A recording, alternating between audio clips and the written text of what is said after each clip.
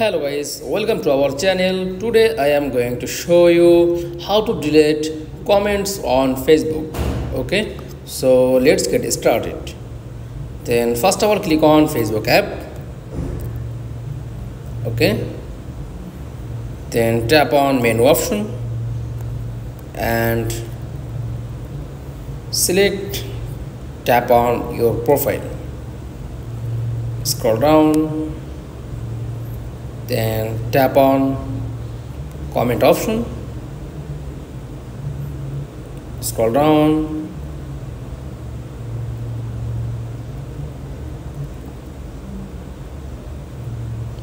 tap on someone comment,